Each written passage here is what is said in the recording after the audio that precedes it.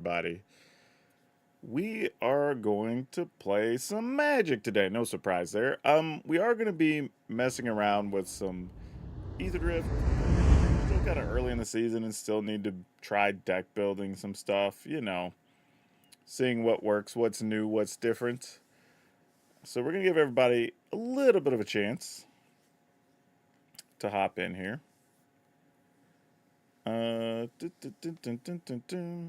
Hey, Night Sky, how's it going? Looks like Brandon Howe also is in here, I think. Yeah, there you go. How's it going? This won't be too long of a stream. I just had a little bit of time and was thinking about doing some deck building, so I figured I would see what I already had in here that we could mess around with and what stuff y'all might have that we could mess around with. Because I don't know. Let's see, did I put any new cards on this list? No, this was an old one. I didn't put any of the new stuff in yet. So, I mean, it's a different type of mono green that we could do like smuggler surprise stuff, which could be kind of interesting with dinosaurs in it. But it wasn't like typical smuggler surprise. So I don't know if we want to do this or not. I don't know if this would be better or worse than the other mono green list, honestly. It'd probably be worse. I probably should just delete that one. And then what was this one I was messing around with? This one is a Golgari list and has a few other things in it where like trying some different removal spells, uh, playing Keen-Eyed Curator along with the Dread Knight, and then playing Web Strike Elite and Imperiosaur. So having a little bit of a variety of different stuff we could do here. Having Shieldred and Debris Beetle maybe as a finisher of some sort. Don't really know. It was just like some ideas I was tossing around for things we could do with this list. Though Evolving Adaptive, when you have stuff like Keen-Eyed Curator with Imperiosaur, stuff like that, actually gets to grow pretty quickly. So that's kind of nice too. So it's not, again, not your traditional, what I would say, Golgari list, but it's something different to try. So giving everything a look at here. Prefers the good guy colors. Um, I don't know. I mean, here's the thing. Anything could be a good guy color. Now, if you're talking from a player perspective, generally like black and white or blue and white are gonna be like blue black gonna be like the hated colors a lot of time. But I mean, I don't know, like red is the bad guy sometimes, right? So it's hard to say what would actually be the good guy or the bad guy. Build an insidious root loot deck. Why would I need loot in an insidious roots deck? Please explain. Like, I feel like if you're gonna do that, just build a roots deck, or just build like the Teamer Soul Cauldron loot deck. I don't think they need to be one and the same. Like, could they be? Sure. But I don't know why your roots deck would need to be 4 colors. I guess, yeah, I guess you would have to have 4 colors. It could be blue and red. Otherwise, you just have loot that you can never cast. Or you could, but you'd have to like only be able to cast it with like one of the creatures that can make mana, or like you have to get roots first. So those could, it gets weird, like, and roots already can struggle if it doesn't hit what it needs early. So why add to the inconsistency by playing cards that you just can't get any value out of? You know what I mean? Yeah, exactly. Like the Simic Exhaust artifacts, any of the stuff with Agatha Soul Cauldron, any of the combo-y stuff. Like, there's a bunch of ways you can use loot in the graveyard that you don't need to have to play roots, honestly. It's just not necessary. Not saying that I don't think you shouldn't play roots or that you shouldn't play loot. I think both are reasonable, but in different builds. I also need to put these overlays in so I could see y'all when y'all come in. And I'm going to move this over while we stream. And I'm going to put that right under me. There we go. All right. So, like I said, we have this weird Golgari list. I was messing around with this +1/+1 counters list. I don't know if this is any good or not. Like, it's District Mascot, Paw Patch, Bulwark to protect your creatures since they'll have counters on them, Bristly Bill. Don't even know if it needs the Ozolith, other than you're getting some free counters off Botanical Brawler and stuff, which is pretty cool. And just trying out Market Back Walker, because I don't really know. Like, it's tough because this deck feels like it should just be playing the Cage, honestly. And it doesn't have much going on like post Sweeper, which is the other thing I don't like, because there's like no vehicles or whatever in here. There's a difference between trying spice and forcing things, right? I'm all for brewing and doing fun stuff and weird stuff. We've done it on the channel, right? Just tried cards and did weird things because we can, which is fine. But there's always a point where, and this is maybe where people get deck building wrong, right? Like you try to shoehorn too much in, and then you're ultimately making a worse version. Like we're saying with the loot, scavenging or insidious roots deck, right? Like we're making a worse version of a loot deck and a worse version of a roots deck. So we're not really getting ahead. But if you're brewing in a sense that there's some other just sweet graveyard cards that already work that nobody's playing, then cool, try to tech up a roots deck. Or if there's some other weird thing that maybe you can combo when you get a couple of counters from your Soul Cauldron, then yeah, let's do something wild with loot, right? Those would be brews that could be wild and fun, but you're not taking yourself too far out of the element of what already works. You're going to be lurking, but wishing me a smooth stream. Well, I hope you enjoy lurking and watching. Sebsunin was fun. I do like that. Version 3 of the deck is actually better than the one we played on the stream or on the video. Something about Gruul Gearhulk in a deck. Yeah, I don't have a deck with the Gearhulk yet. Let's bring that up. This one, which I already have 2 of, which is awesome. Yeah, the thing is, I would have liked it better if this just gave stuff trample straight up. Obviously, that would have been really, really good. But giving everything vigilance and menace is still pretty nice. The problem is this card itself doesn't have haste, so it's just kind of a big body on its own. So if you don't already have 2 or 3 other small creatures, it doesn't do much. I think the trick with this, because it is 6 mana, would be figuring out how do we get this into play with the rest of the deck still being functional. You know, I think that's the thing. Yeah, we played a Dino deck already. It was very good. But yeah, I do want to try this pyrewood gearhulk, because I think it's also the possibility of just like, if there's a bunch of little tokens out there, then you play this thing, like, game's just over.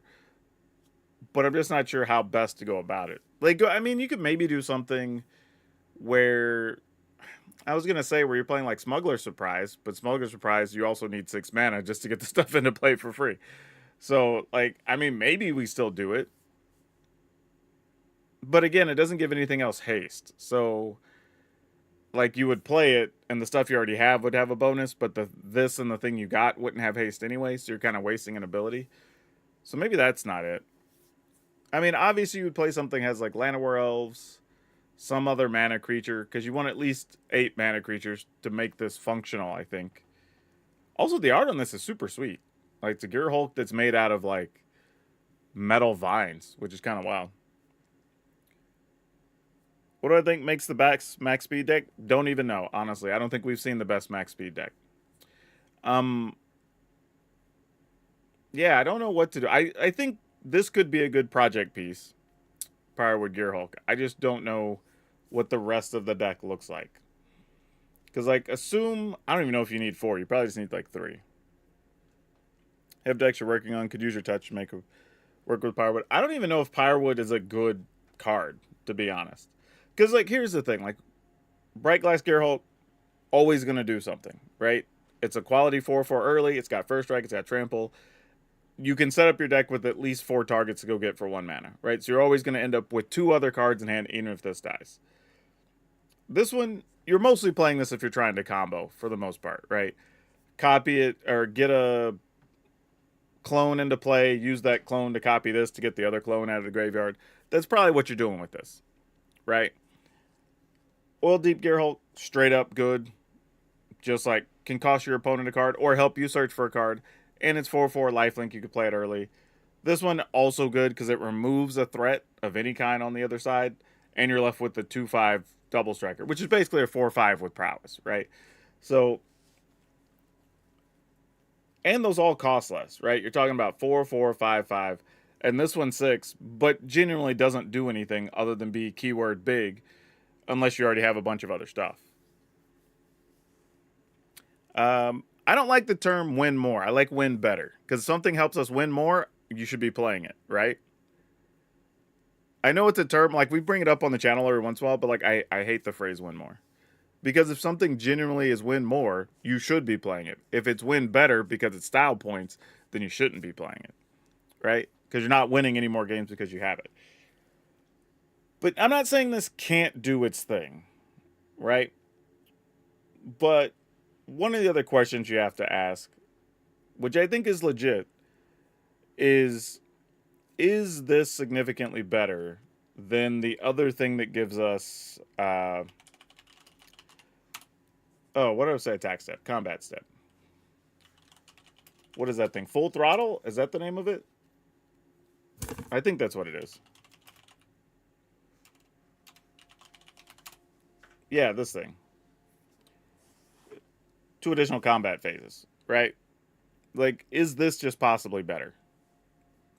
Like, you just get attack with everything, you untap everything, do it again. Assuming your creature's already, like, we'll assume 3 and 4 power. Otherwise, then, like, having the Gearhulk is obviously better, right? If you have a bunch of, like, 1 and 2 power things, then you turn them into 4 power things, and then they're just better.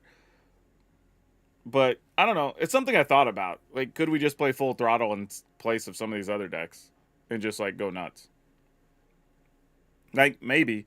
I don't really know, but I want to build something to use full throttle because getting 3 attack steps in a row is pretty good.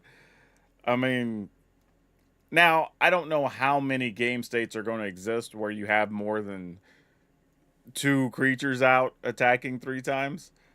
But if they do, you probably win. And a lot of, unless they're just like 1/1s, right? Because even if they're both just 2/2s, you're attacking for 12, 4, 4, and 4 at a minimum. And that's if they have no other abilities. So, like, possibly. But yeah, I don't know. Let's think about what some stuff with pyrewood gearhulk could look like. Like, obviously, you would play Llanowar Elves, right? Because you're going to need some mana. I guess we could play the scrap guy that makes mana. Like, I guess my problem is this just like red-green aggro with Gearhulk at the top?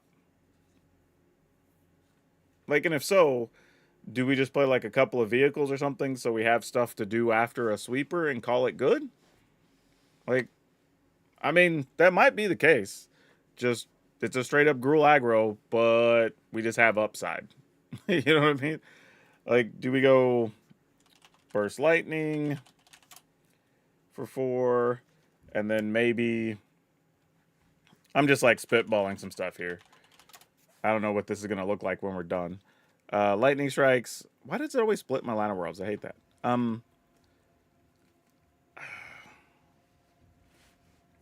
You're leaning on my ideas right now. Don't lean on mine. I'm just making it up as I go along, literally. Yeah, are we just... Oh, let's see. We can look at vehicles. Because I think we do want some stuff after a sweeper. Let's stick to red-green here. You have options, because like this thing has haste and can come back out of the graveyard, which is kind of nice for 3. It's a 4/2 with trample.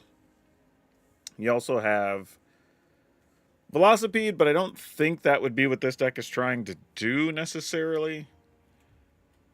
I think Boost Buggy could work. It also accrues for 1, so we'd also not be able to play Scrap Gorger. We'd have to play like the 1/3 elf or something, because you'd have to be able to accrue your vehicles easier. So that would be a thing. So let's talk about that. Yeah, I don't know. Or are we actually? No, that doesn't work either. I was thinking about hasty type stuff, but that wouldn't really work too well here. Yeah, I don't know. I don't know. I don't think. I think my problem is here. I'm not even sure we would desperately need the gearhulk. I might just play 2 just because, but that would probably be it. Like, just if you get it, it helps you push through for a win with some of your smaller creatures. But that would probably be it. I don't think it's remotely a centerpiece of a deck, I guess, is where I'm at. I'm just not feeling that part of it. Also, I mean, this guy does have haste if you want to go that route. I don't know. I don't know. Just want to play Red Overlord first? I mean, Red Overlord's a fine card. I don't think there's anything wrong with playing that.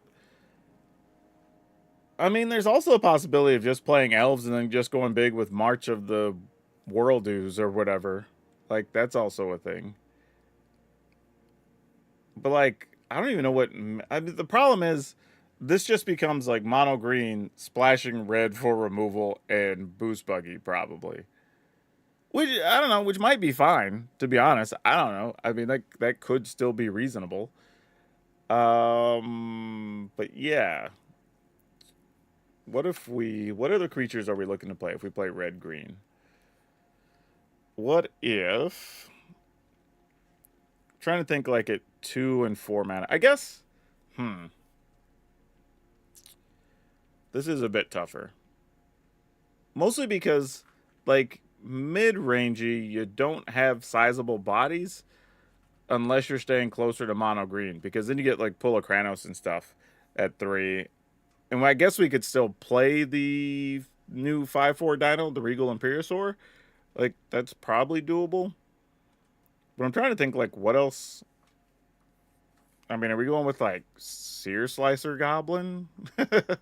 I mean, maybe though, if we are trying to play pyrewood gearhulk, Sear Slicer Goblin isn't the craziest thing. Like, it sounds a little wild, but like maybe it is actually worth playing. Because then you just turn the tokens into something bigger later. We don't have a lot that makes tokens though. Kind of was just in my head thinking like maybe we could go a different direction and play more token makers with like the enter the battlefield, deal damage stuff. Are we posting these decks somewhere, Triumph? No, they're just on streams. Stuff that becomes actual videos will have links and people can go play them. Like, because here's the thing.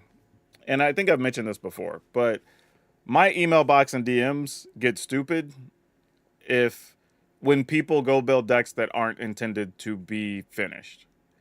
Because then I go, I don't know why you posted this. Your decks suck, and I don't know why. And I wasted all my wild cards and blah blah. And it's like I never told you to build it. I gave you hell.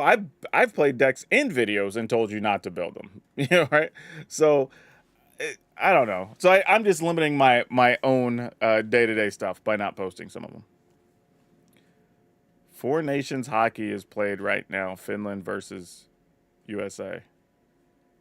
I don't know what that means. Like, I guess there's supposed to be an event I should be paying attention to, and I'm not. That's what I'm going to take away from that. What else are we doing here? I guess we could play the elf that we were looking at a second ago that has haste. What are we doing otherwise? Because there's, what is it, the 2 mana one? I mean, the problem is it's still 2 toughness, but it at least does something. Actually, we get any new elves in this set? I don't remember if I saw any elves in Aetherdrift. I'm just realizing that. Oh, this is the guy I was thinking. Yeah, I need to check. I don't know if there were any. Oh, there were, because I do remember this one. It's not great. And this is a 2 for 2. Target creature gains trample. This actually, I don't know if I'd play it, but it's not terrible. Like, it's could definitely be worse. But yeah. Own NHL players hockey tournament. Interesting. Okay. Yeah, I definitely am not paying attention to that. I watch hockey sparingly when there's just like a fun matchup I just want to see, but I don't even think I paid attention to hockey in like the Olympics, honestly. And I watch a lot of Olympic stuff. Um yeah, not much else to add as far as that goes. I mean, I guess we could still play Regal and Pyrosaur. Oh, only open 3 of those. I guess I'll have to craft another one. And then something else at 3? What else are we playing at 3 mana? Like, type, creature, in 3 mana? I have no clue. There's got to be something worthwhile, right? It's not just bad. Definitely aren't playing Ball Lightning. Um, Probably aren't playing Godric. Amadeus Recruiter's not it. This guy does give us a token every turn. I mean, 2/3, not great, but it's something. I mean, we could be talked into this. No, Twitching Doll just doesn't ever really get there. I had one deck list I tried using it with the tokens, and it was fine-ish, but wasn't great. You know what? I don't think. I think here's the problem. Even the cards I'm looking at that I'm considering playing, I'm kind of looking and going, all right, well, if I'm going to do Sear Slicer Goblin and House Squad, why is this not just a Goblin deck? It'll be better. You know what I mean? Like, I don't feel like we're getting enough of a justification for the. I think that's my issue with the Gearhulk when I was talking earlier. Like, I feel like there might just be better things you could do instead of just trying to force in the pyrewood Gearhulk. Like, it's just like, it's fine. You know what I mean? Like, that's sort of where I feel about it. Like, it's okay, but could we just be winning other ways that are more efficient? Like, I don't know if we should be doing this. It feels very, I don't know, it feels try hardish. Like we're putting too much effort into it for the little we're gonna get back. I mean, even technically, we'd be maxed out on slots already, and some of the choices were made just to justify the Gear Hulk. Between like Sear Slicer Goblin, the House Squad Heavy, I don't even think Yavimaya Iconoclast works here. We probably need something else. Same thing with the Boost Buggy. Like, it's nice, but we're probably better. I don't. I say that. I mean, it's just a deck list that would be kind of susceptible to sweepers, but less so now that you have Sear Slicer Goblin in there. Yeah, what do we have that creates tokens? That's what type creature creates token? Oh, if I spell that right. Maybe this is the thing? And then we find some middle ground in here somewhere?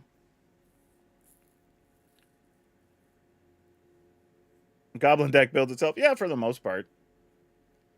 I think this is kind of just the issue. It's like, this is the tough part of deck building, right? How do we get to that next level of, should we just be playing more stuff that makes Goblin, or do we here's another option, play something in this space, but maybe we add, like, Squee could still be a thing here. And is there anything else here that makes a creature token? I don't think so. Not in these colors. So what if we just shoehorn in the other combo, right?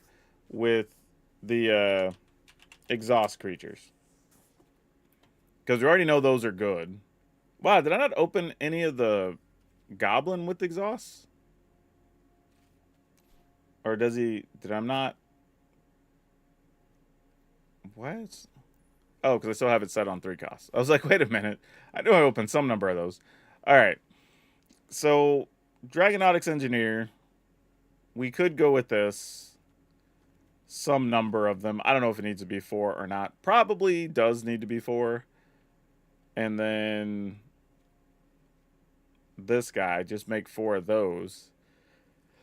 And then I have to cut 4 of something. So now we're back to this stage. But maybe. And then we just cut Loam Speaker because we don't need the mana that much anymore. Because now we just have like quality 2 and 3 mana things we could play. Like, that's 60 cards. It's not... I mean, I have to adjust the lands, obviously. But... maybe this? But then again, we're coming back to... this is almost just a Goblin deck, right? Like, could we just cut Imperiosaurs and Pyrewood Gearhulks and just play any of the Goblin Lords? You know, I think that's the other problem. Because everything else is fine. I mean, I guess we could cut Squee. I mean, like that's not totally necessary in this build. But then we could just get stuff that just pumps goblins. Now you just have a red-green goblin deck with some burn spells to top it off. Which, yeah, it's fine. I don't think that's necessarily good or bad. But it's a thing. But you know what? We can give this a go. Why not? This Verge starts with red, so we like that. Since we have predominantly red cards in the deck. This, I will say this though, this has a little bit of extra weight because we are playing Llanowar Elf to help out our mana. We are playing Imperiosaur, so we have some other bigger bodies. So there's a little bit of something to be gained there. But let's fix up the lands real quick. Let's go with some Karplu's in Forests. And is there another land? I guess we could play like a couple of Restless Lands, right? Get a couple of these in there. And then cut. Maybe we go heavier because I mean, you do. This is weird too because you kind of want a Llanowar Elf early, but you also want to make sure you have red mana so you can maybe play multiple spells in a turn. Yeah, this might be it. I mean, I don't know what this is. It's like Gruul aggro something, pseudo goblins. Like I don't even know. Like this is kind of weird. How many rare wog? I have 48 rare wargs. That's a lot. Turn 6 is banned this area. Oh, that's not true. We've played many games that have gone past turn 6 already. This is also weird looking at this list because we basically only go to 3. And then we have 2 Pyrewood Gearhulks. Which that doesn't feel right at all, but you know, let's go play a couple games and see what the hell happens. Maybe it's fine. Like, I have no idea. This is part of the experiment.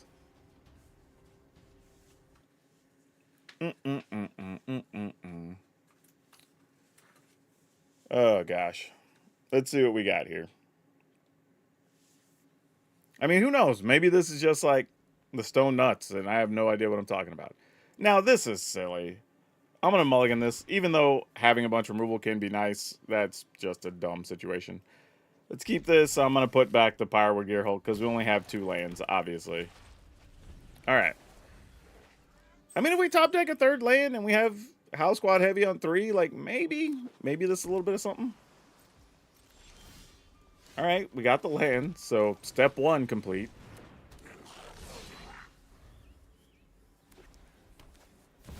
Rest in peace. Well, that gets rid of our Afterburner guy. No trickery with that. I have a feeling this is going to be some type of control deck, and we're going to be pretty much SOL unless we can do a lot of early damage here.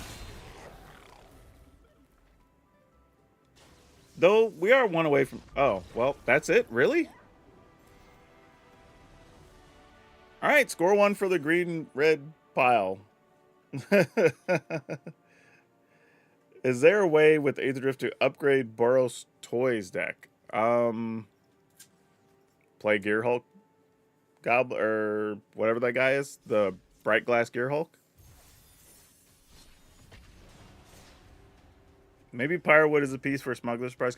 That's the problem, though, right? It doesn't have haste or anything itself. It's just a big body. And if you do it during the end step of your opponent's turn, you lose the benefit because it's an ETB ability. And if you do it on your turn, you're just making like things you already have that are 5 or 7 power just +2. That's those decks don't tend to win that way. You know what I mean? Because that was like the first thing we thought about, but it just doesn't make a lot of sense.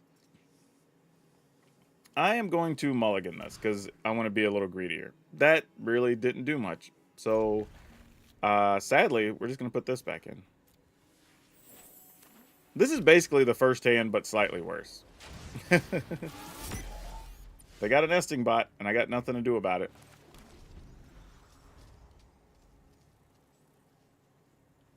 Nintenzen, how's it going?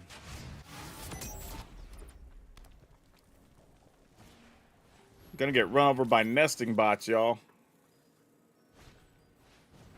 Oh, gosh. So this is what we're doing. Yeah, we're not beating that list.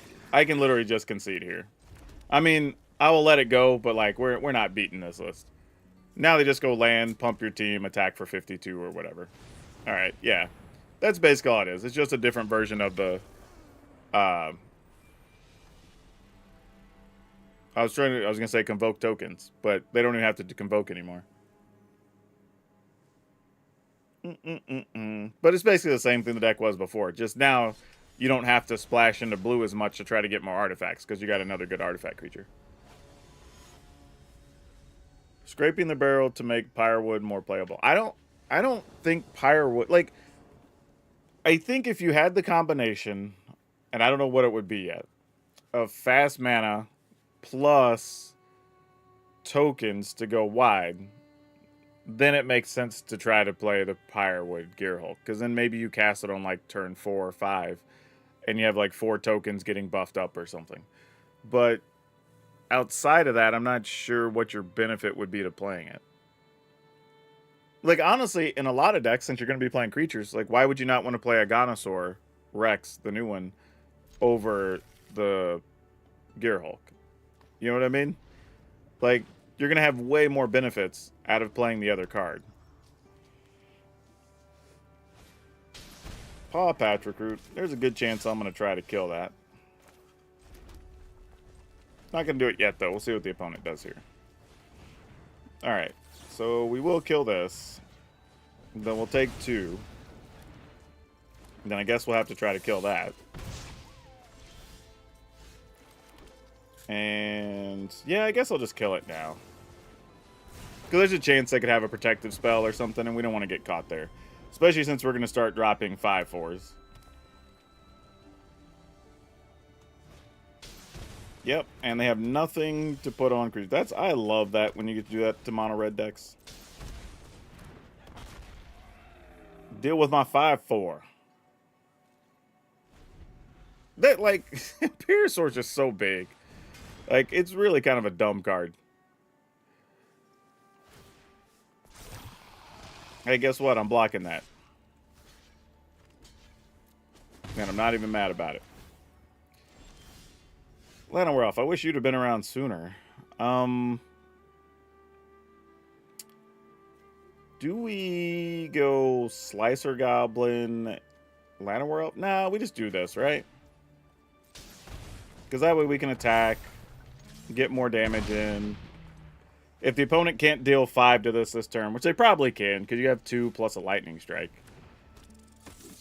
Like I say, we would have lethal or close to it. But now they don't even have lightning strike, so we're in pretty good shape.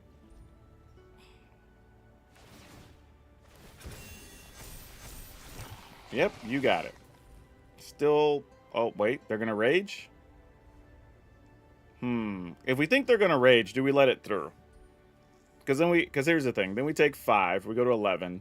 This dies because we can force them to block by just playing Engineer. Actually, just attacking with both of these, they have to block. So... we take 5, 6, 7, 8 in total. And we're at 8? Yeah, it's fine. Sure. Rage away. Okay, they chose not to. Fantastic. We also could just draw a burn spell to get rid of this too, and that's fine. Actually, no, we couldn't. If we think they have rage, that actually wouldn't work. So now the question is, what do we play here? Because we could go Llanowar Elf, Slicer, end up with 2 creatures and a token. And then we just triple block that to make sure we don't die. Well, either way, we'll probably just attack with these first.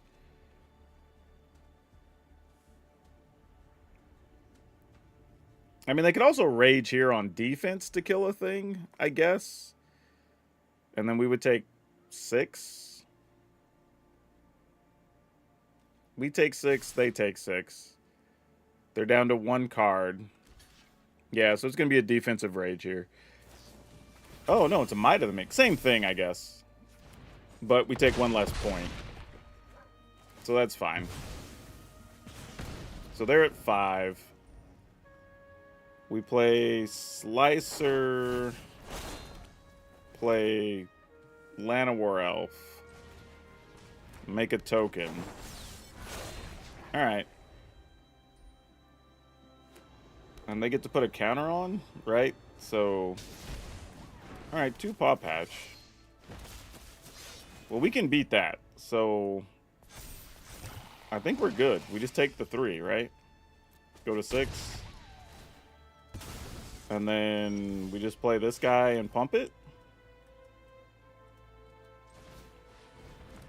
Oh, wait, this is other creatures you control gain haste. Dang it! I misread that. I thought it also gave itself haste. It does not. Alright. Didn't matter anyway.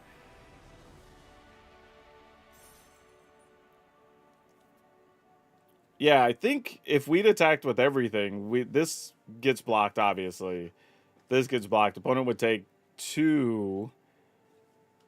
Or they could block a 1/1 and take 3. And then we would have been technically at risk of dying next turn. Even if I played Llanowar Elf. So I really probably should have just played Howl Pack or the Howl Squad Heavy. Get another point of attack in and then end up with 2 blockers. This probably would have been the better play. But didn't matter anyway.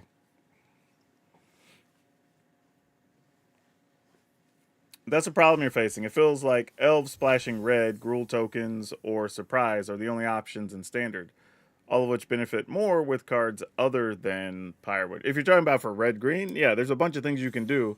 They're all going to be worse with pyrewood gearhulk. Like, even so far in this situation, right? I have what I have there, 3 lands. So, like, I'm never going to get to cast the gearhulk. Even if I'd have kept 2 Llanowar Elves, I still would have been 1 short. That's kind of the issue. Keeping this... Oh, can't even play Llanowar Elf on 1. That's disappointing. Sure? Alright, let's go with this. Oh, yeah. Alright, well, this is going to be pretty boring for y'all on stream, but mono red it is, I guess.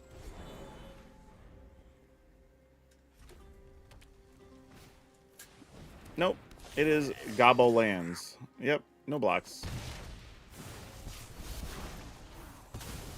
Gonna kill our Llanowar Elf? Sure, I can respect that. Kind of surprised, though. If I were the red deck, I might have just keep getting the damage in. But either way, I mean, it does keep us off a Howl Squad Heavy. I guess technically I drew Imperiosaur, so I would have played that. Alright, what do we got? Squeeze, sure. Do I block a 2/2 here? Yeah, I do. Alright. There are a lot of goblins floating around right now.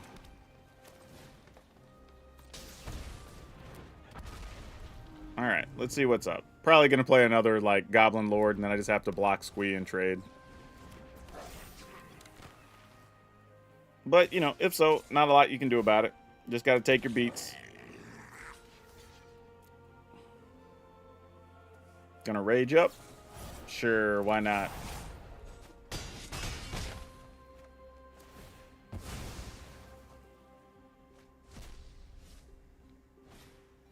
Oh, and a scamp? Yeah, we're just dead. We can't beat a scamp there. That's one where we just needed a removal spell for the Horde Master and we'd have been good. We just drew a no removal hand.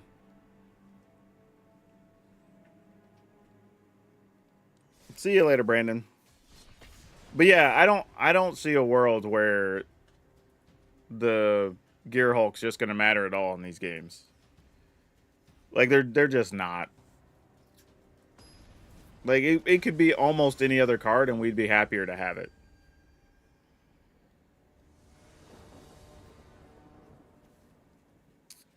Sure. I mean, hell, I might even just take a, I don't know, a Tranquil Throwback over that, you know?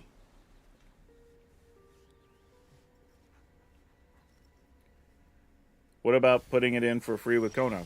But, again, think about what you're saying. The creature I have to attack with, I would be tapping so that I could put in the Gearhulk, which means now I don't get the benefit of the Gearhulk. So if I'm going to do that, then I just want any other creature that has a long-term ability, not just an ETB ability. Does that make sense? This is getting countered, I'm assuming.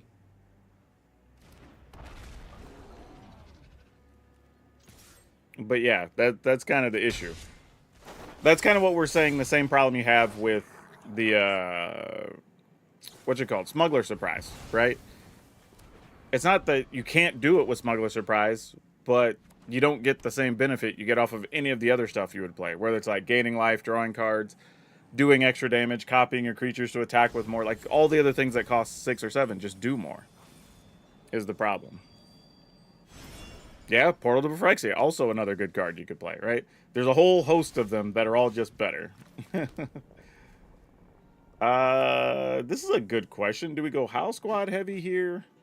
What are you trying to do? Oh, you're playing one of those reanimate things out of the graveyard decks. Okay, well, knowing that then, I think I'm going to go here and here.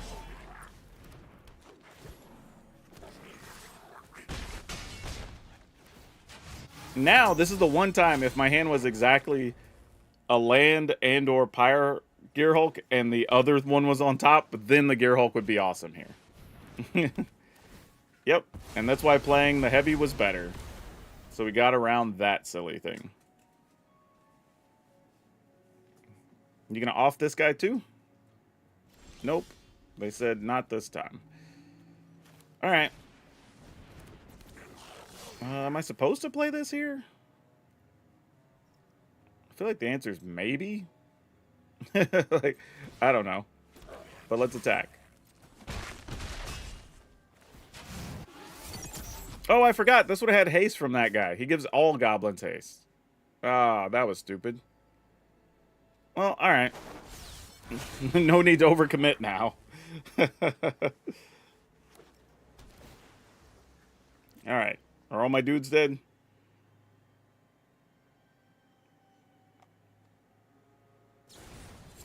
Nope. They're just gonna prankster. Okay, now they're gonna get back Aberrant Oculus. Fair enough.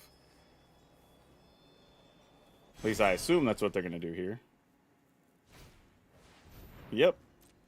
Commissioned an Oculus. Sounds good. Opponent's at 9. We can kill a 2/2. We can't quite kill the opponent here, though, I don't think.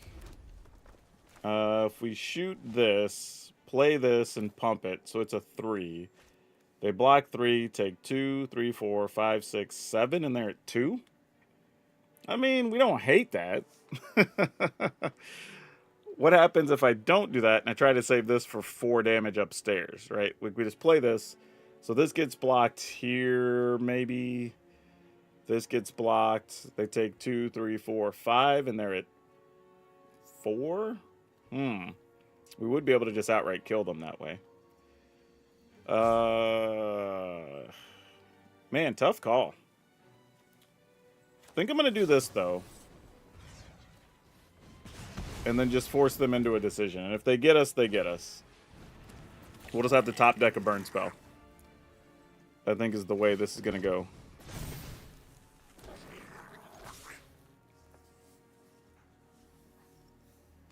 Yep. Alright. Opponent's at 2. We just got to hope for the best here. That's all we can do. Alright, it wasn't immediately another temporary lockdown, which would be a small problem. They're just going to reanimate another Oculus? Okay, that doesn't bother us, because one, it's tapped, but even making 2 dudes doesn't do anything here. They have to get rid of an additional creature. Well, no, even then, they got to get rid of 3 creatures, right? Yeah, that's fine, I guess.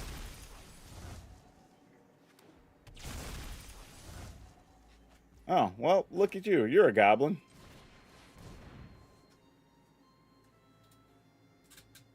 Not that it matters greatly here, but it is a goblin.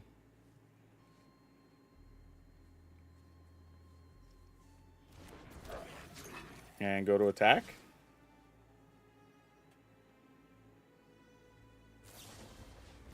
Sure. Oh, you know what I should have done? I could have tapped it. I could have added mana and I could have pumped this guy, but not like it matters. Unless they have another bounce spell. I mean, we have 5 attackers or 3 blockers, so whatever.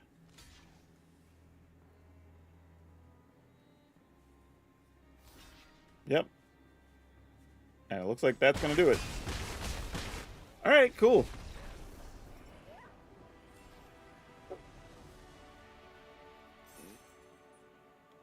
No, the Dino's not lost at all. He's just the one that's wrangling everybody.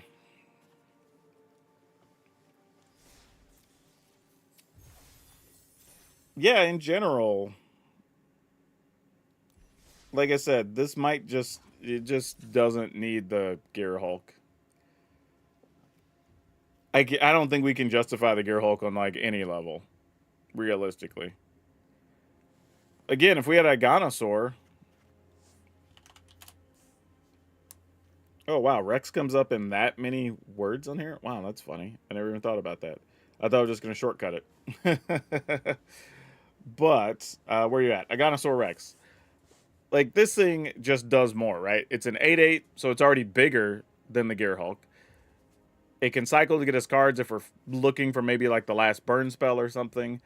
It also can save a creature, but also give something trample if necessary, right? It just does way more, and it's just useful at more stages of the game than the Gearhulk is. Again, I don't know if this deck even needs it.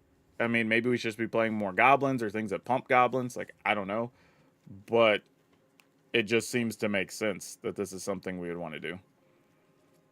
Though, I think I've switched 2 of these for at least 2 Cavern as well, since we have so many goblins in here. Yeah, Overrun, right? That's 5 mana. Like, in Overrun's standard legal right now. I mean, we could just do that too. I mean, admittedly, it is 3 green, so it's a little bit harder for this deck to cast, but still possible. Well, you don't need green, but we do force some decisions by not just losing to all the things that kill goblins, right? People are already starting to main deck stuff that, like, either deals 2 to everything or everything gets -2/-2, or they're, like we saw, they're playing temporary lockdowns. So, like, having a few things that are bigger do actually help. Like, I wouldn't say it's absolutely necessary, but they do add a little bit of reach that goblins don't have. So if you just, and I expect not just for goblins, but there's going to be just collateral damage in the format because of stuff like the Boros tokens decks or whatever, right? It's kind of like the same thing. No, I think current goblins are actually decent. I think current goblins are fine, but I think as the metagame shakes out, we're going to end up in that spot where more people are playing like the black creatures that give everything -2, that we're going to play Pyroclasm or whatever and deal 2 to all creatures, right? That's, people are just going to be doing that because they don't want to die to the early tokens that can the goblins. And rightfully so. Like, if those are going to be all over the ladder, and you do also get the benefit of sometimes getting used that against just like the Boros Auras decks or whatever, right? Because they have a bunch of small creatures. So some of those will work against that stuff too. Kind of get owned by all the stuff hating on aggro. Well, potentially.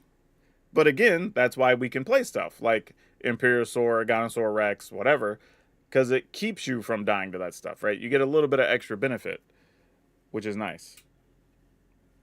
And then in this case, all we're doing is just playing really the goblins that are just generating us extra tokens, right? Just extra attackers and things we can do and give us some long-term value.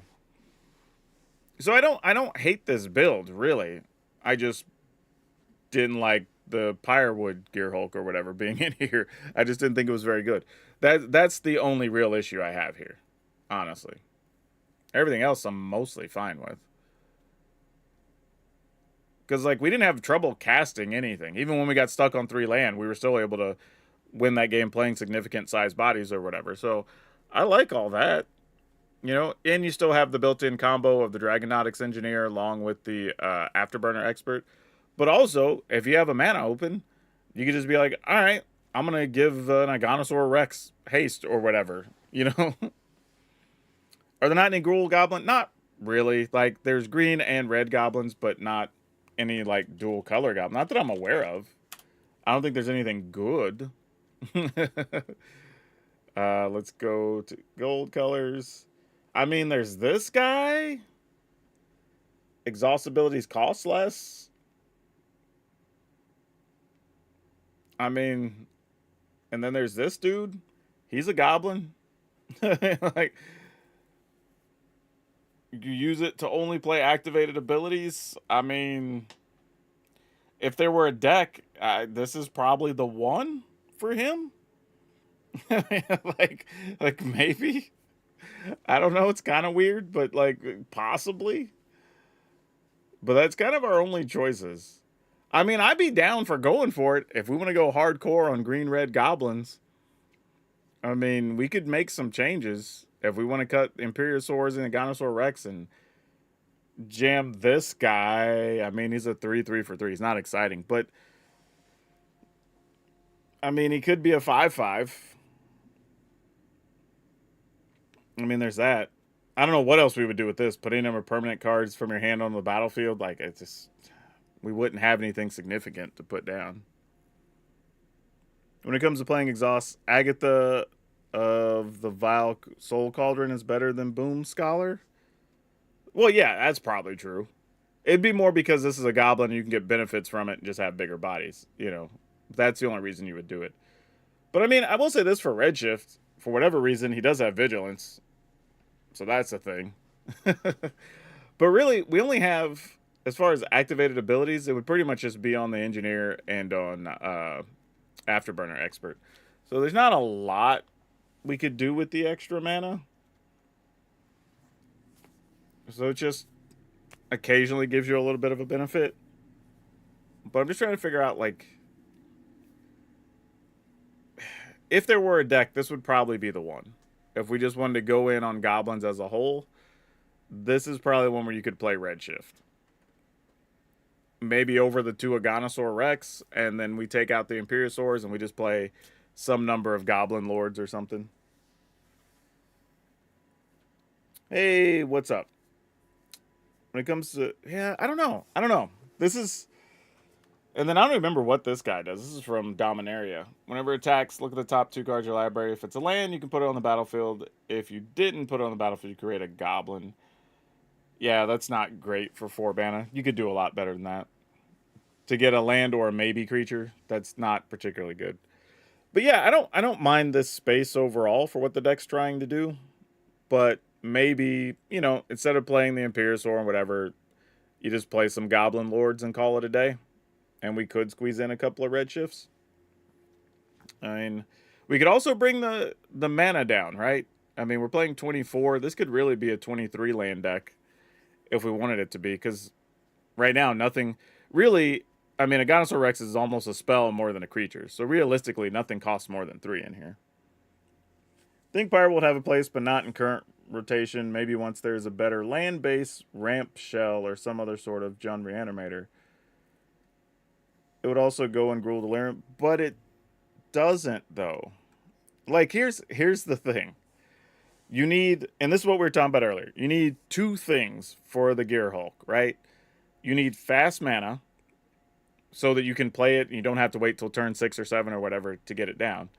But then you also need some way to generate a moderate amount of tokens so that when you get it, you have more than just like 2 creatures getting a bonus, right? Because the card itself doesn't have haste or anything like that.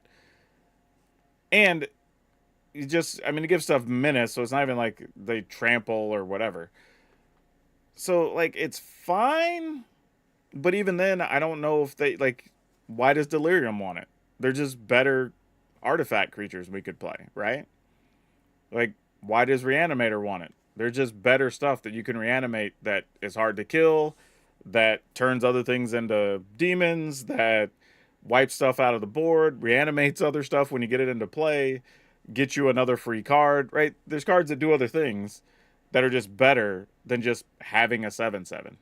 Like, reanimating a gearhulk into a 1/1 2/2 creature, and now you have a 7/7 and a thing you didn't even attack with for a turn, right? Like that's just not it. Don't get me wrong, it feels like there's some opportunity there, but it's got to be the exact right combination of cards, and it probably only goes into exactly one deck. Unless there's some world where, I don't know, just thinking crazy, like you get omniscience early and you've done that through some number of creatures, and then you play the pyrewood for free and those creatures have +2 plus, you know what I mean, like something like that, maybe, where you're just circumventing the cost entirely. Like, maybe, I possibly, but that's the thing, I'm not even sure it's a classic Gruul ramp card, because then if I'm playing classic Gruul ramp, why would I not just play Overrun instead of Gearhulk? Right now everything gets +3/+3 and it has trample. Like, that's just better. You know what I mean? Like, that's the issue. Like, Gearhulk's positioned in a way that it's just worse than so many other cards that could be doing the same thing it's doing. Because if I were to build just straight up Gruul aggro or Gruul whatever right now, Gruul hasty Gruul whatever, I'm more likely to just play an Overrun at the top end. Because like Overrun is still standard legal. We were talking about that earlier, right? You get a bigger bonus than you get on Pyre and everybody tramples. I mean, that's more of what I would do. Like and don't get me wrong, I get it. I don't want to sound like I'm being, negative Ned here and trying to just argue against a card everybody wants to play. Like, I too have looked at Gearhulk and want to play it. This is why I already have all these thoughts. Like, I want to play it, but I can't justify it taking up any slots in any of the decks I build. Yeah, I agree. If it had haste, or it gave all your stuff straight up trample, or it was like a +3 instead of a +2, like if anything else on it is different, then maybe, right? It could have some potential, but as it is, it just doesn't do anything. Think the way it would be better than Overrun is that it's a creature, or maybe with some sort of Genesis wave that it comes out and play it for free. Sort of, but I want to argue this against your Genesis wave even. There's another card that's better to get even than that.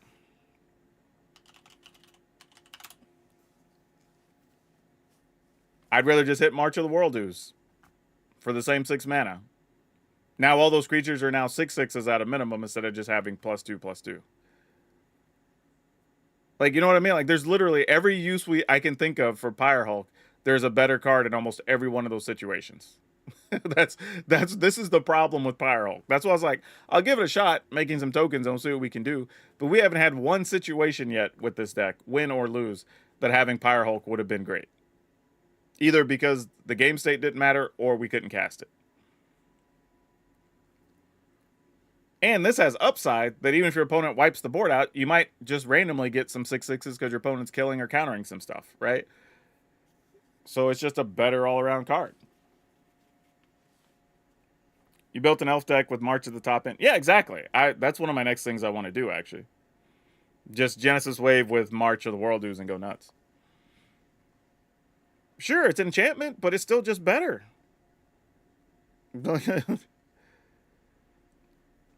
Oh, I agree. If we have a thing that is legitly free to put a creature onto the battlefield, then sure, we can go with the Gearhulk. But it also has to be, again, a situation where I have probably at least 3 creatures out, hopefully bigger than 1/1s, that then the Gearhulk gets dropped. and that's enough to make a significant difference. Because like if your gearhulks are turning 1/1s into 3/3s, then like whatever, they double block one, double block the other, take three, your two creatures die, whatever, right? You still have a 7/7, but then it still dies to a bunch of kill spells. Whereas again, if you had March of the Worldoos, now those are all 6/6s. Even if they double block, they're probably losing all their blockers, right? Like that's the problem. It has to be a perfect situation for the Gearhulk, and again, likely, probably only one deck. And I think that's why it's the worst of the Gearhulks. Maybe I should make this a video of like ranking the Gearhulks or something, like which one's the worst. Like, because it's pyrewood Gearhulk, and it's not even close. Like the others, we've already seen in multiple decks. Nobody's playing with Gearhulk for a reason. Like it just doesn't do enough. Even in this deck, right? We started out going, well, let's make some extra mana, let's make some tokens, whatever. And then ultimately it's like, we can just kill our opponent way before doing that. Like, what are we doing? Like, we're just wasting time. Yeah, but let me look at what other goblins give bonuses. I think we have several. I just don't know which one I want to go with. Spoiler alert. Yeah, it wouldn't be the first time. Where'd he go? So, like, we could play Horde Master, obviously, if we wanted to cut Imperious Wars. And then, like, play some Dropkick Bomber or something, I guess. And then... Problem is, I don't even know if Redshift ends up being... It's a 2-3, though. It's better than playing some of our other stuff early, if we're being real. What else would he do here? I guess cut a squee and just play 61 cards and call it good? I mean, I don't even have to do that. Actually, we can go to 23 lands, realistically. And probably just cut, like, one forest. Probably a mountain. I don't know. It's one of the reasons why I wanted to play Pyrewood. No one is playing. No, I get that. But if the card's just bad, it's bad. Right? I'm all for trying experiments. Because I think that's how we learn. But I also think there's a point where you end up spinning your wheels or wasting a lot of times where you could have discovered something better or more useful than trying to force a square peg through a round hole. You know, and that's sort of where I feel like I'm at on Gearhulk. That's why I gave up on it fairly quickly. Because literally all these arguments we're having, I literally had those discussions with myself of just, all right, in this list, what do I do with it? And it's like, oh, but I could play this card or that card. I'm like, okay, I don't want to play this. All right, well, what about in this deck? Because it's an artifact. And it's like, oh, there's cheaper, better artifact creatures. I'm like, well, why would I ever play this? You know? Like, no situation was it superior. I mean, it's a 7/7. I mean, like, it's... I mean, that's the thing it has going for it. It's a 7/7, and it doesn't die to go for the throat, right? But there's also a bunch of things that don't die to go for the throat.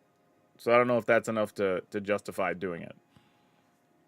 But, you know... Something to think about, for sure. Does this deck lead squee at the end of everything? I don't know. I'm playing Redshift just to play it. But we'll tuck this away. Now it's just going to be Gruul Goblins. We'll call it that for now. Yeah, but if we want to do Elves with the World Tree, or Worldoos, I think that's actually doable as well. And shouldn't be too hard to put together. What if you Galta it in with a hamster? I don't even know what that sentence means. Oh, with a haster. But again, right? You have to get it into play, and you have to have something to give it haste, or whatever. Like,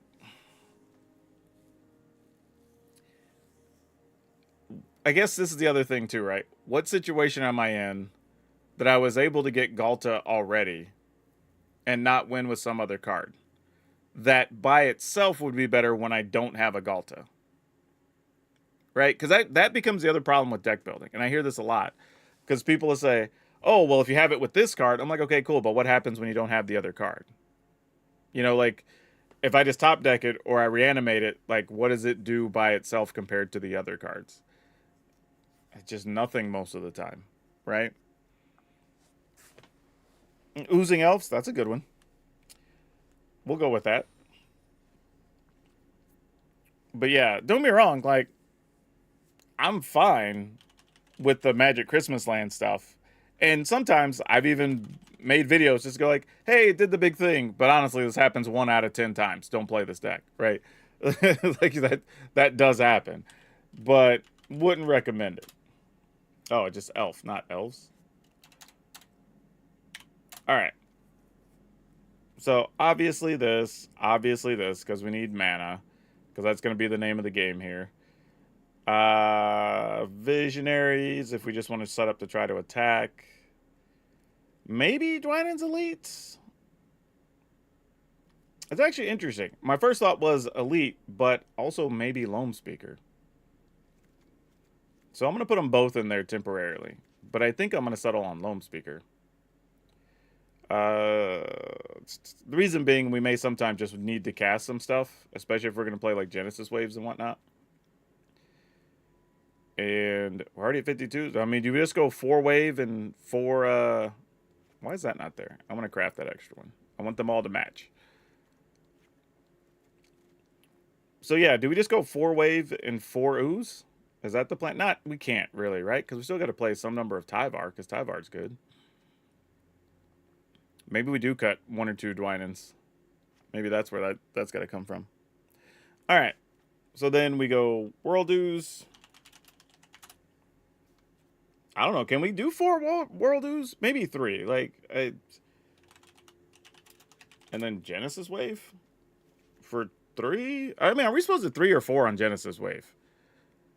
Because that basically gives us 6 things that we can get with March of the World Ooze. But we really have to Genesis Wave for 9, which is possible with Archdruid. But, like, we have Genesis Wave for 9 to be able to get to the World Ooze for free. So the reality is we probably just make those last couple Dwynen's Elites. And then we just play the regular Elf game. But if we get either of these 6 cards, or Tyvar, then you just try to run your opponent down that way, possibly. Is that what we're trying to do? And then for lands, I don't know. Some number of creature lands, probably, I would imagine. And then, of course, Cavern. Oh, here's kind of the issue, though, right? Well, I mean, I guess we could Cavern Souls, because we do have mana creatures as well. So Cavern Souls wouldn't hurt us really all that much anyway. So yeah, we just Cavern up. And then, do we go 1 or 2 creature lands? I guess we could go for it.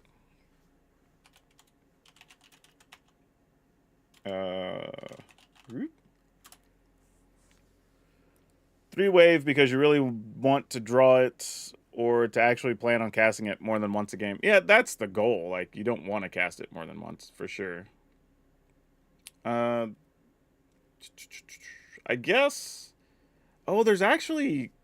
Not Crawling Barrens. Drannith Ruins is interesting because you get to put counters on non-human creatures, which is kind of cute. I might try a couple of these, just for sport, to see what happens. A little different than playing a creature land, but I don't know. We'll top deck Genesis Waves. That'll be our backup plan. Terrible backup plan, but that'll be our backup plan. All right, let's go run with this.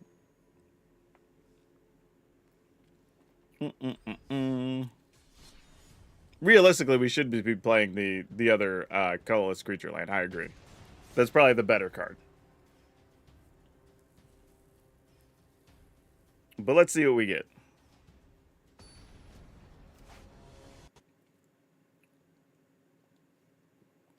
Come on, let's get something good here. All right, this is a fine start. I say very hesitantly. What's funny thing is I think I'm just going to try to get a Tyvar down if the elf lives.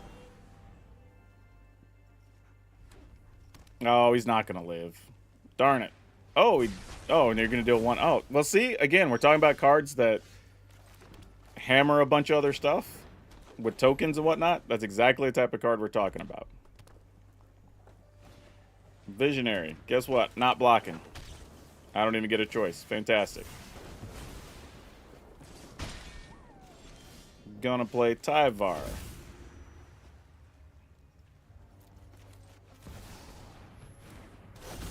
Alright. Probably not blocking here either.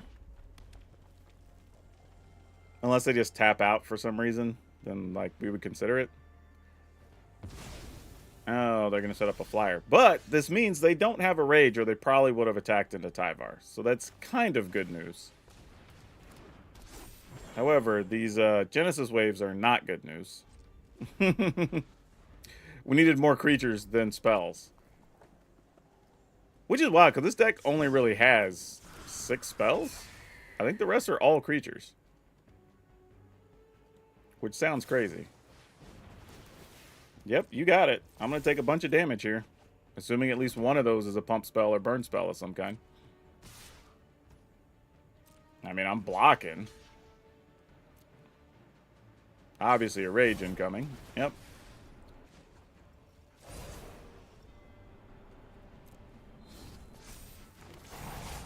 And then we take more and die. Nope, we're at 10. Feel like we should be dead here already, though. But I guess we just got to do this for one, which sucks. But, I mean, what would we get? Just like a Llanowar Elf or a Sentinel? That's not really enough to do anything. Yeah, alright. I'm going to give this one up to the opponent. We didn't draw creatures. The elf that ETBs and kills artifacts and enchantments? That's possible. I wouldn't be opposed to one or two of those in the deck. It doesn't do a ton, but it does like just enough. You know? I mean, the problem is you have to spend 3 mana for it, which is the downside. But it's probably still worth it.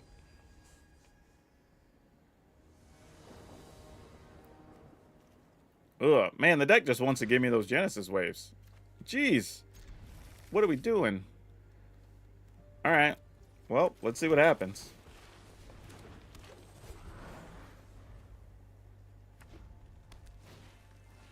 Hired Claw, sure. Oh my gosh, really? Oh, that's... okay, come on now.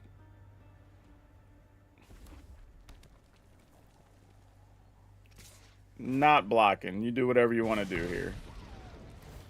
Yep. Oh, wait. Okay, sure. Now I'll block. What was that about? I mean, I wasn't going to, but, you know, if you're going to give me an option like that, I'm going to take it.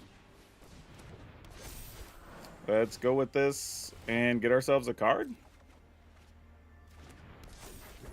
Play the land. Alright, so I mean, we could Genesis Wave if we got another land. I mean, actually, we could Genesis Wave now, but all of our stuff would be tapped. That's not... or, March. So that's not particularly good. Yeah, we just take it here. Alright.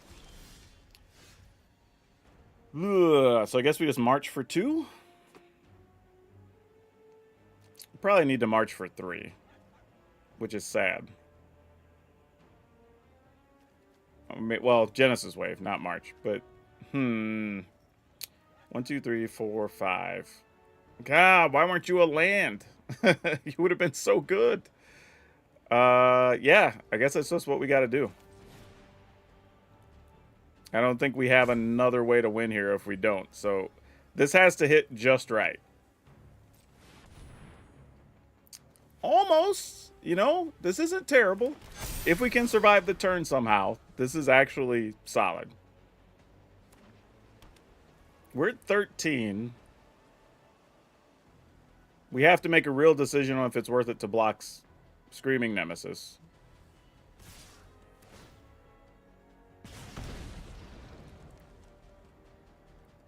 Oh, looks like, oh, a Rage. And something else. They're probably going to fling it at us or something. Why are they just so proactive, like aggressively doing stuff here? Like, do they just have, like, finishing spells or something? Alright, so here's the other thing. Like, if we keep just... like, we let this die. Because I may want to double block the Hired Claw here. We're left with 1, 2, 3, 4, 5, 6. We'd be able to attack with 1, 2, 3. That's only 18. Oh, no, but they'll still be pluses. 19, 20. All right, so we double block. Like, if you got something, you got something.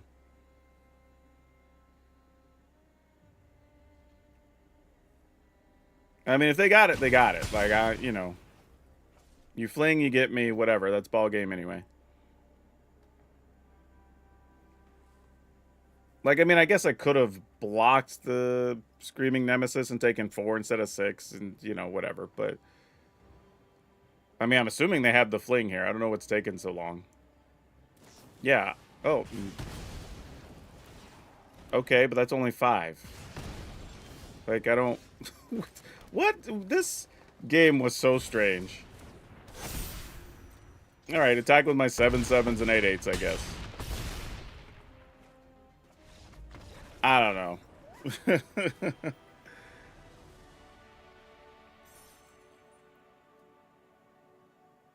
I feel like we maybe should have lost that game anyway, possibly. Because they could have just dealt 4 to one of our things. We take 6. I mean, I don't know. I don't know what else is in their hand, though. Maybe not. Maybe that's all they had. I don't know. That was strange. That was strange.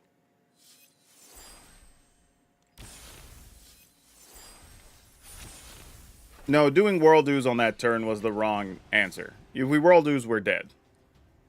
Like, we would have died to lethal, for sure. Like, opponent has 4 mana, 2 creatures. They've got the Haster dude. They've got 3 cards in hand. Like, there's a bunch of combinations of stuff we died to if we tap out our board. So we had to go looking. You know, that was all we could do. We have literally, except for one hand, we have had some combination of 2 World Ooze or Genesis Wave. Even after mulligans. That's kind of crazy. Alright, finally we got away from it.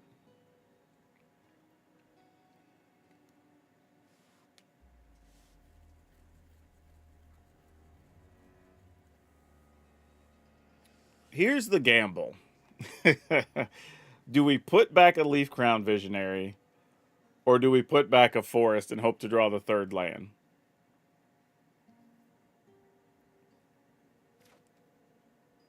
Are definitely keeping this. I'm going to put back the Leaf Crown. And I know that means my first card is going to be a Forest. Just because I did that.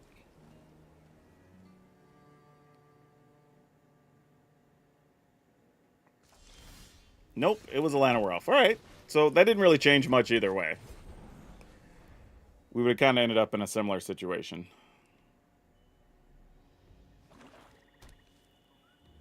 Dead Elf? Not a Dead Elf, but they're going to get rid of our Archdruid, I bet. Because I would.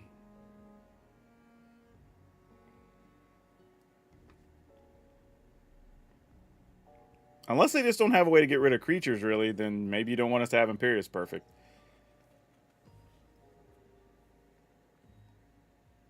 Loam Speaker is not the answer. Like, this is just a toss-up between... What? Really?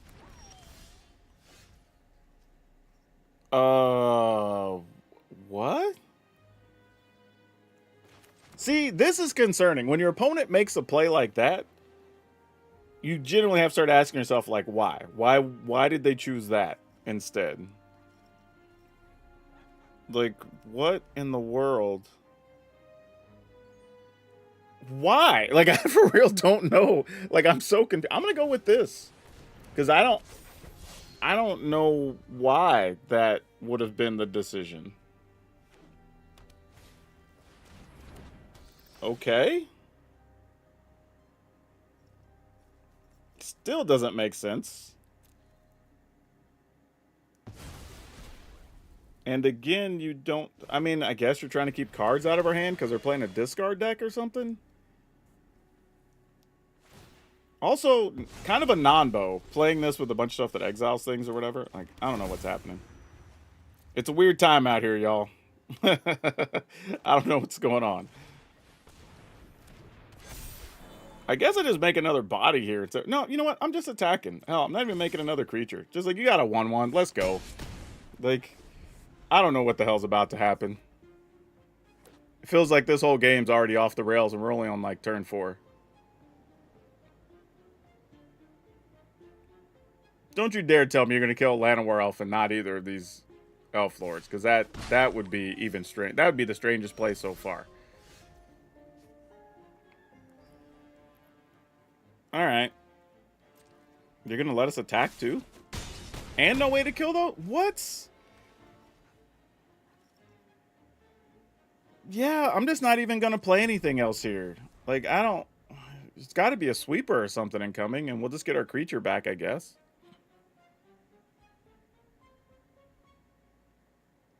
I'm sorry, y'all. I am genuinely confused right now.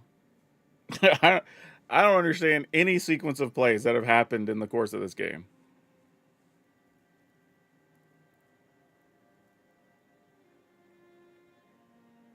Get paid actor? I guess so. Because, like they had the opportunity to take two of our better creatures. I mean, I guess technically, by taking this, we didn't play a thing and get one more card. So, like, they did it. Why would you not kill the. Oh, my goodness. I don't know what's happening. Like, this is why I tell y'all, and I'm not even being insulting, that, like, when you play on the ladder, it is not playing in a tournament. These are completely different environments. All right, I guess we play this. And then just attack for lethal, because, like, what the hell else are we going to do? I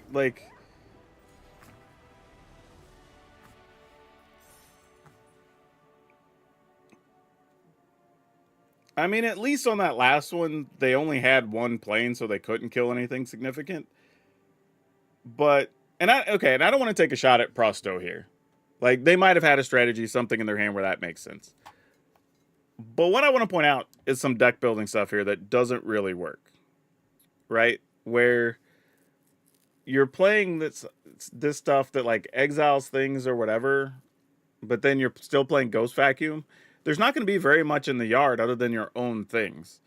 So, yeah, that's what I was thinking too. This could be a Ketramos deck.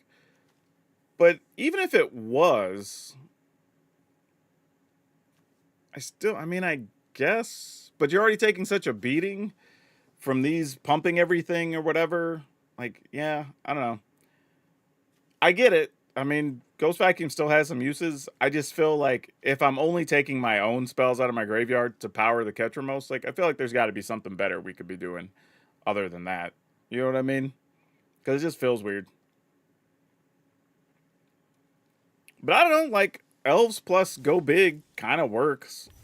I mean, like, you just power up everything. The only thing maybe I might want, truthfully, is what's the other elf? Is it Dwynen herself? I think that you gain life when you attack. I wouldn't mind a couple of these, partly because she has reach, but also the life gain against, like, mono red or something. And we do have a fair amount of 1 and 2 mana things in the deck. So, like, if we cut one Dwynen's Elite to squeeze one of these in the list, it wouldn't be the weirdest thing, and I would be okay with that. Maybe that's where we go. Maybe, I don't know. I feel like we should probably have 2. Because Dwynen's Elite is good, but usually if we only have another Lord. But then the problem is, like, it's better if we're also playing.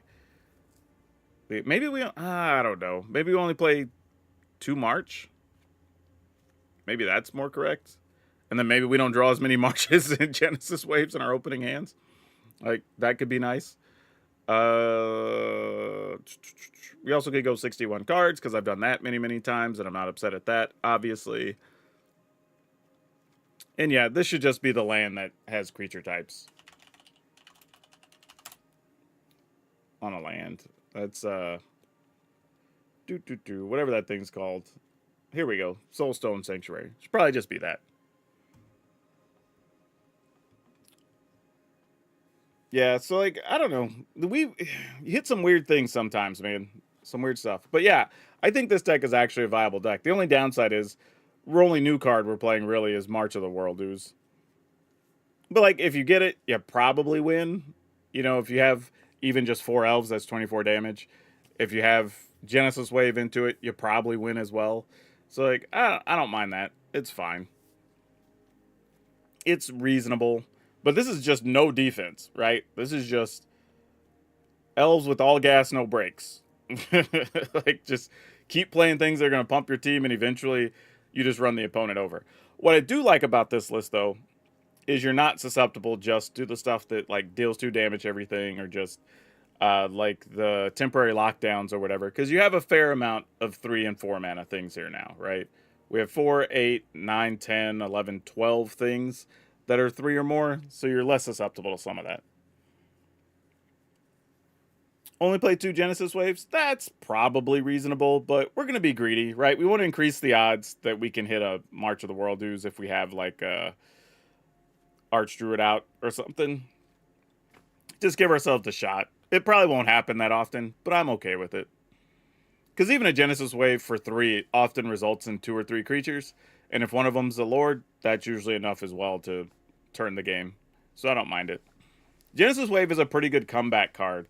If you've got 6 or 7 mana, the board gets swept, and you're just like, all right, here's 3 more bodies. And sometimes that's all you need. But that does give us 3 more decks to mess around with. Oh, actually, we have the green-white artifacts deck, too. I forgot about this. Been having some fun with this one, though I'm thinking about adding an extra Haywire Might. Just so we can deal with more artifacts and enchantments. But overall, this deck's actually been pretty sweet, too. It's a little bit like the other one that plays like the World Ooze, but I did squeeze in Sundial since it's an artifact creature. We do get to play Yoshin Dissident that gives counters for having artifacts. You can play Dollmaker Shop. You can also get the big side, the Porcelain Gallery, off of the Collector's Cage, which is also pretty cool. And you get to play Bright Glass Gearhulk, which can go get Teething Wormlet, Haywire Might, Basilisk Collar, which is super sweet. Because if you get Basilisk Collar on a Bright Glass Gearhulk, your opponent almost can't kill it, which is super nice too. So, some fun stuff all around in this list. I actually like this one a lot. Probably will be the next video that goes up, because I already have some footage recorded for it. And then Gruul Goblins, not a surprise. People like seeing goblins. And then we have the Oozing Elves. I also have this Rakdos sacrifice list. We didn't really talk about this one much. It does get to play Bloodghast, because, you know, if you're sacrificing things, why not sacrifice things you can get for free? And then it plays Grim Bauble as the other thing. So you have to get to kill something, and you have a permanent left over. You can sacrifice to a thing, or to Braids, or even to Rottenmouth Viper or something. Yeah, I thought about the Dusk Rose Reliquary. I'll bring it up so people know what we're talking about. But it is something I considered, but I also don't have a ton of situations where I have an extra creature unless I already have a nesting bot, and then I can sacrifice a nesting bot for, you know, this, and that's fine. Because you do have to sacrifice another artifact or creature when it comes into play. So that's a little bit tough, but it's not bad. Yeah, I don't really like playing blue for the Mockingbird.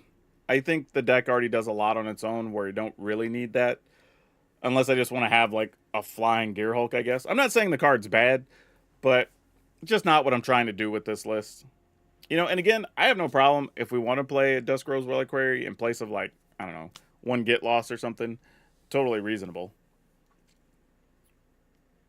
And that 3 mana creature in the battlefield, search for an artifact, mana value 3 or 4.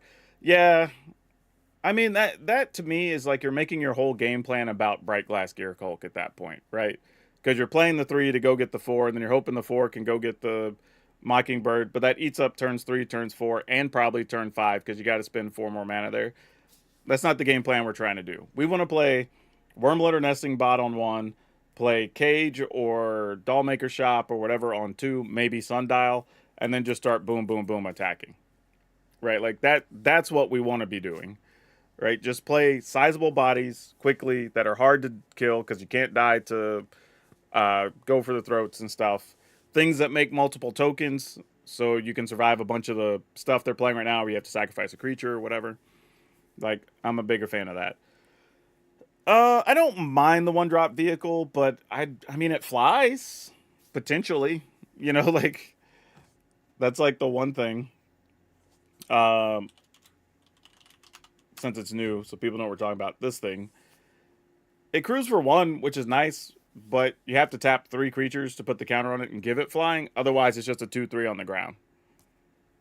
So I'm just like, eh. Yeah, but again, talents and cases for 1 mana, like, what are they doing for our deck, though? Like, those, like, are there things we could get for 1 mana? The answer is yes. Do we need to be getting those things for 1 mana? Not really. Like, I'm using the gearhulk for things to be able to solve problems to help in the game. Like, Goldvein Hydra is cool, but how many game states are there going to be where I don't know, let's say turn 4 or 5 Bright Glass Gearhulk, and then I have a Goldvein Hydra that is going to help in the game. Now, there is a world where, like, you get Goldvein Hydra, maybe it dies, and you already have out Yoshin Dissident, and then, like, those artifacts coming into play give you 4 +1/+1s or something.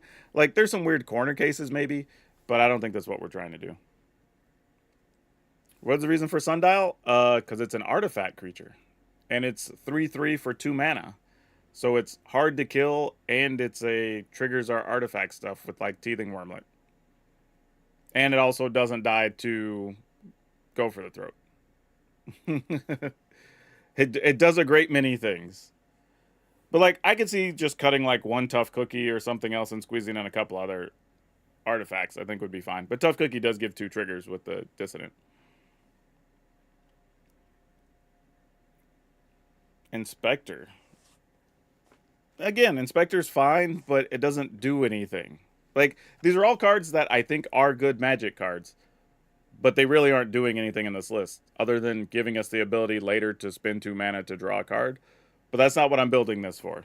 Our card drawing will be Bright Glass Gearhulk when we get to it, or Collector's Cage. We have 8 ways to get more cards. We don't need to get, like, super tricky. Fun uses for the Vanilla Legends. Yeah, that was part of the reason too. Like, this is the only spot where I'm probably going to play Sundial, if we're being honest. There's not a lot of opportunity for that card. But yeah, something like this is probably close to the final list I would play. And you win a lot of different ways with this. Sometimes you just like you get the early draw with Wormlet and creatures and you just beat down. Sometimes you do the late game stuff with Bright Glass Gearhulk.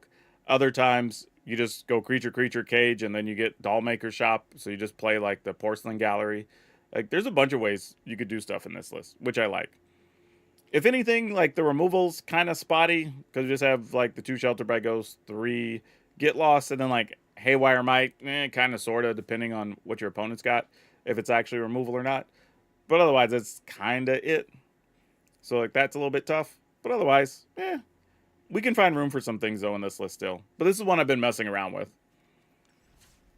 But, you know, just for all the people who are like, oh, everybody's playing the same thing in Standard. But like, there's a bunch of stuff you can play. I promise you that. Like, there are a million things we can play right now. People have not nearly explored everything they could explore. Just like Patchwork Beastie, he's an excellent crewer. Sure, but you can't afford to have a creature that doesn't block. Like, this list isn't going to get it to a blockable creature fast enough. Anybody see Arcanist being used in Agatha Soul Cauldron Prophet? That was a thing already previously in the last, since it got printed in Foundations or whatever. Like, those decks tend to not be great. I run into them about once every 3 or 4 weeks on the ladder so far, and they really haven't done much. Like, it's nice that you can do that, but I feel like those decks spend so much time trying to contrive a situation where a lot of times, like, if your opponent just times it right or knows what they're doing and they just get rid of the card out of your graveyard, the decks just get in a bad situation, you know? Especially right now, since people are starting to play more of the Keen-Eyed Curator to remove stuff from the graveyard. More people are starting to main deck Vacuums. Like, just a bunch of stuff that makes playing out of the graveyard pretty difficult.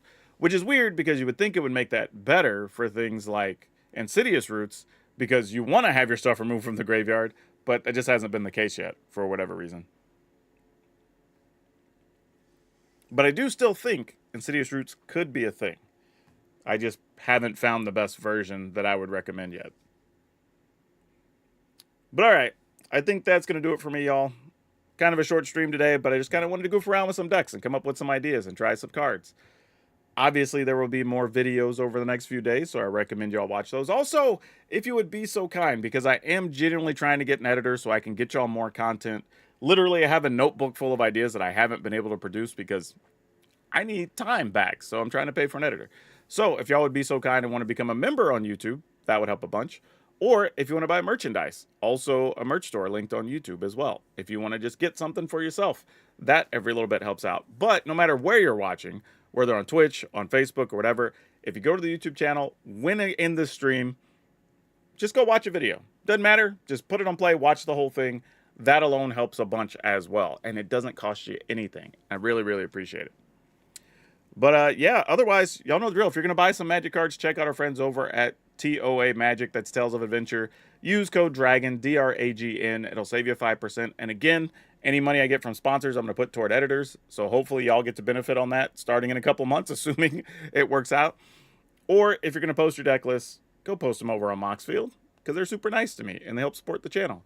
And using their site helps promote me as well. So I would appreciate that. So some ways you can help if you do have a few bucks, and even if you don't, there's some free ways. Genuinely, if you watch videos, watch them all the way through, leave a like, leave a comment. That helps so much as well. We should make a vehicle mount out. Mike.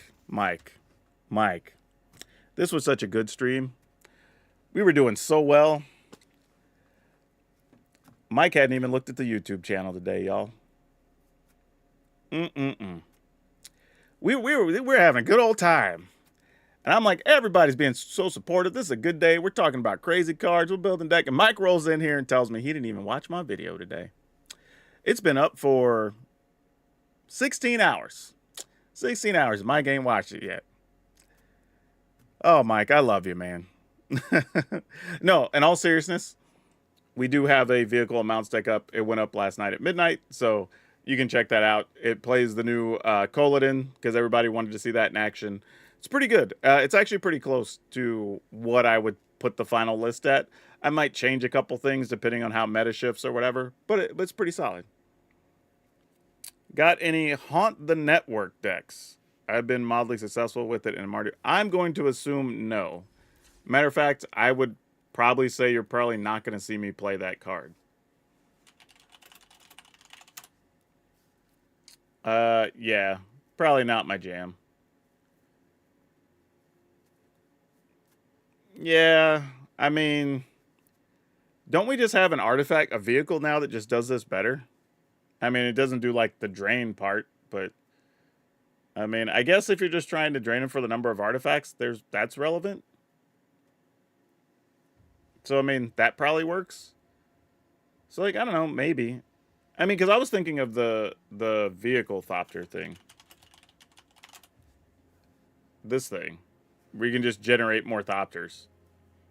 It's like, maybe something like that. It's probably fine. I mean, that could be a finisher, I suppose. Like, I don't know, maybe some weird blue-black world with synthesizer, maybe. You know, something like this. So then you're getting more value out of your Haunt the Network when you cast it. Like, maybe something like that could be a thing. Like, I could be talked into. I don't know, but then that deck already benefits from playing white, so I'd have to see what black gives you in the way of artifacts that are 3+. But maybe you don't really care that it's 3+. Maybe you just, man, I don't know. I'd have to really think about what it looks like. Maybe it is just blue-black, and you can play, like, Proph's Eidetic Memory, because that's an artifact. Oops. I think. Oh, no, it's an enchantment. Yeah, I can't really do that. I don't know. There's probably something. I'd have to really think about it. But I'd have to really put some thought into it. We'll have to think about it. I won't say I would never play Haunt the Network, but I would have to. It's one of those things that feels like it only goes into one type of deck. I just got to figure out what the deck looks like, you know, if that's a thing. But all right, y'all, I got to get out of here. I got some stuff to do. I got more videos to edit for y'all. But again, support all the stuff. Check all the links. Buy the merch. Y'all know the drill. Again, for the next couple months, I'm going to be taking that money and trying to convert it over to getting an editor. So every little bit y'all pitch in will be supporting more stuff that hopefully y'all get to benefit from. Otherwise, yeah, go watch a YouTube video and watch it all the way through because that's super helpful. Hey, thanks for subscribing. I much appreciate that, even on the way out.